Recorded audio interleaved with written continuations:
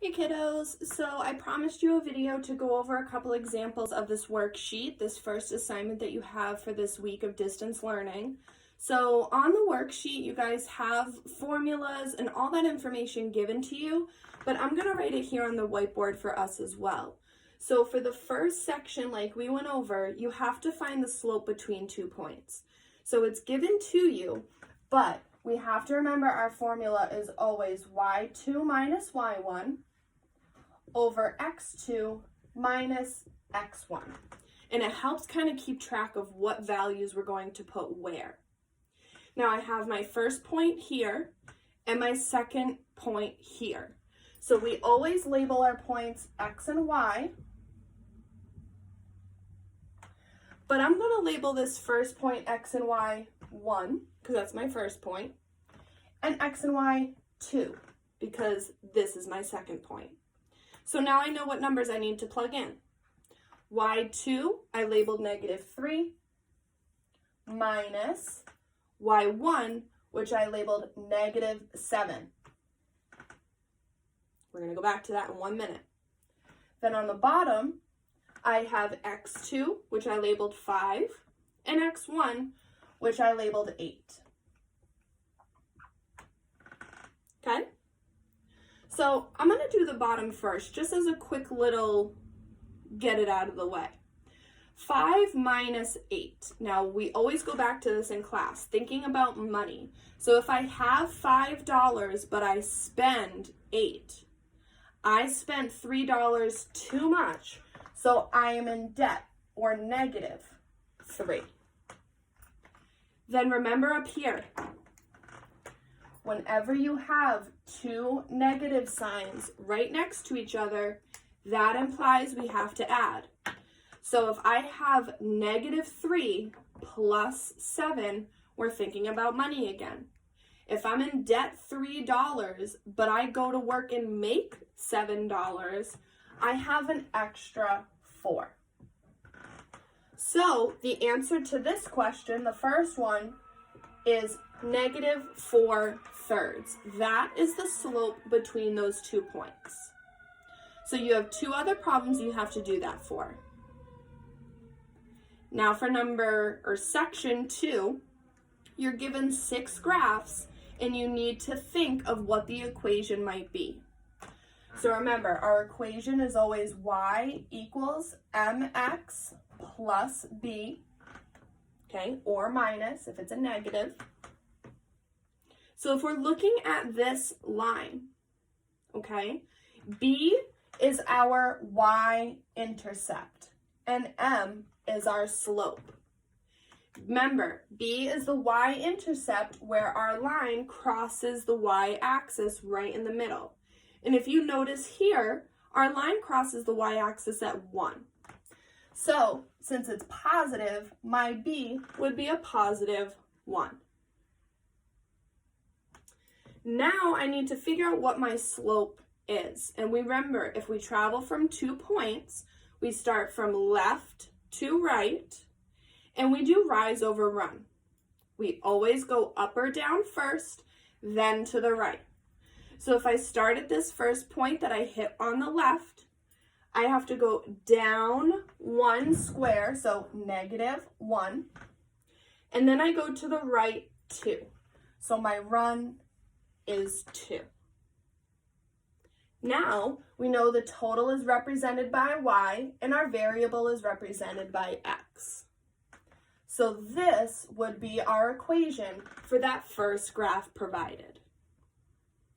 So you have 5 other extra problems you have to do that for. So find the y-intercept and then do your rise over run. Now for section 3 and 4, it's fairly easy. We all did really well with this when we had to. So for 3a, they're telling you that the equation is y equals 4x minus 5. So if our equation is 4x minus 5, the number in the place of m is 4. So this would be our slope, m,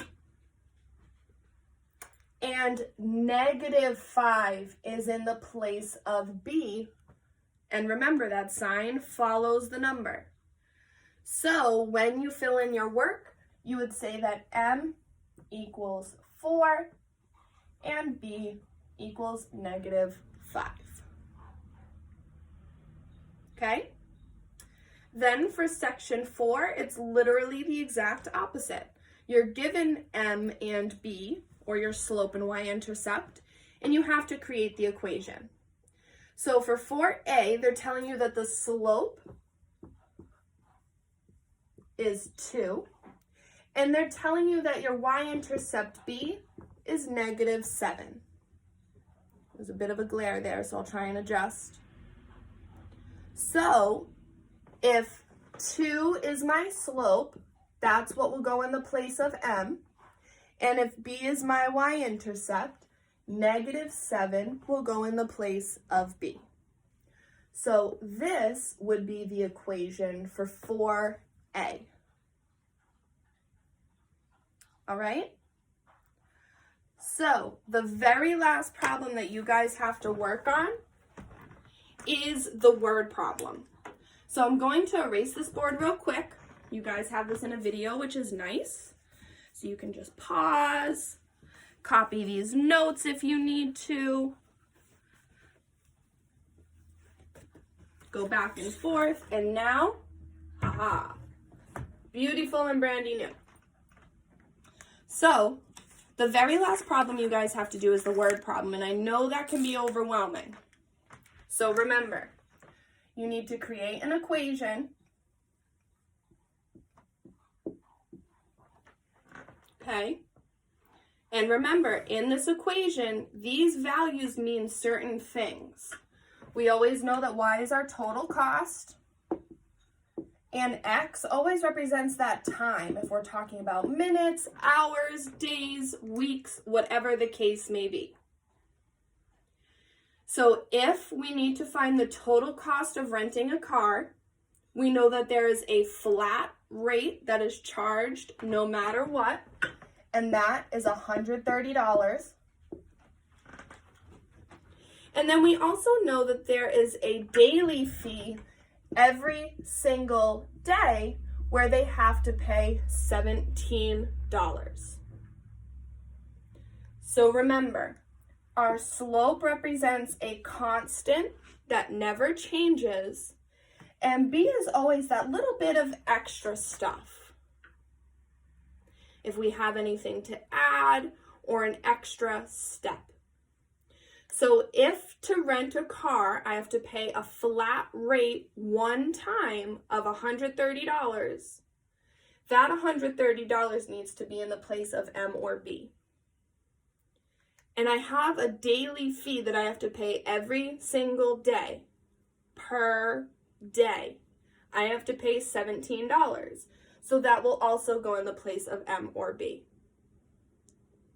So once you have your equation, then they are going to ask you to find out what the cost is for renting a car for 9 days.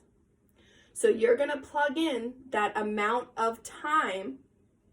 So 9 days, you will plug in that amount of time in your equation with the values that you chose for M and the value you chose for B. So eventually you'll be multiplying M and X. So you'll multiply M by the amount of time they're asking about, and then you'll add that extra bit or that flat rate they are talking about. So this is a pretty lengthy video. It gives you guys some really good instruction and examples of how to do this worksheet. So for Wednesday and Thursday, I expect that we should be working on this and completing it by Friday. And then hopefully we all feel a little comfortable with Google Classroom and we can continue working like this. So if you need anything, let me know.